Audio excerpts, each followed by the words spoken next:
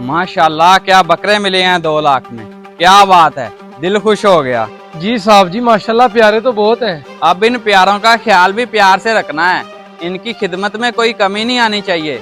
जी साहब जी घास इनको सुबह शाम डालेंगे, आप बेफिक्र हो जाएं। और तेरा दिमाग तो ठीक है, सिर्फ घास? और जाके पिस्ता बादाम अखरोट 10-15 हजार के लेके आ, ताकि ये और मोटे ताजे हो जाएं।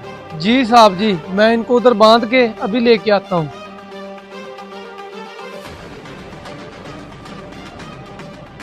वाह, बकरों को बादाम, मजे हैं इनके तो। समझ नहीं आ रही हालात अचानक से खराब इतने कैसे हो गए हैं। ऊपर से ही सर पे है, कुछ समझ नहीं आ रही क्या करूं, कहाँ जाऊं। अब्बा, चाचू इतने प्यारे बकरे लेकर आए हैं कुर्बानी के लिए, अच्छा बेटा।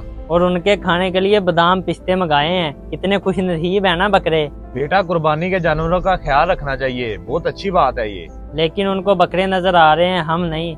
हमारे घर में भी तो खाने के लिए 2 दिन से कुछ नहीं है। बेटा सबके हालात अलग अलग होते हैं, वो अमीर हैं हम नहीं। और जहाँ तक बात रहेगी खाने की, वो भी आ जाएगा, तू फिक्र ना कर। सही है अब्बा। अल्लाह ही हिदायत दे मेरे भाई को।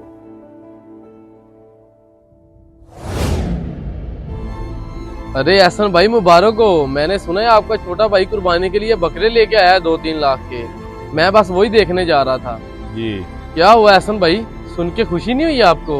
वो कैसी खुशी मोइन भाई, जब से काम छूटा है घर का गुजारा बड़ी मुश्किल से हो रहा है। यकीन करें आज दूसरा दिन है, एक वक्त की रोटी बड़ी मुश्किल से बन रही है। मैं क्या खुशी मनाऊं उसके बकरों की। ओहो, ये तो बड़े अफसोस की बात है।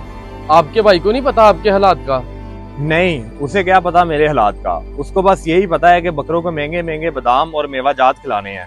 बस अल्लाह ताला उसे और दे। कमाल है, एक भाई के हालात ऐसे हैं और दूसरा।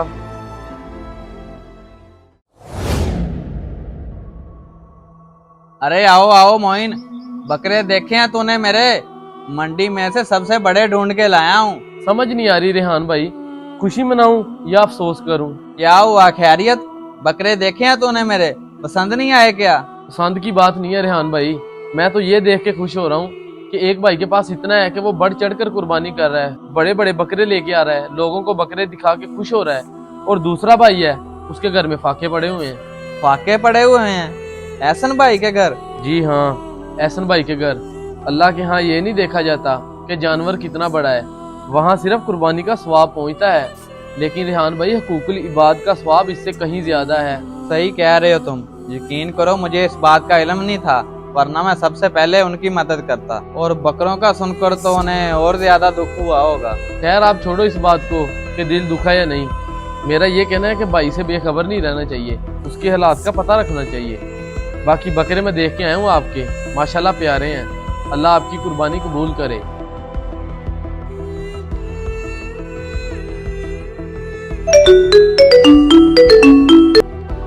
हेलो। तो साहब जी कौन सा मेवा लेना है और कितना लेना है? दुकान के बाहर ही खड़ा हूँ मैं।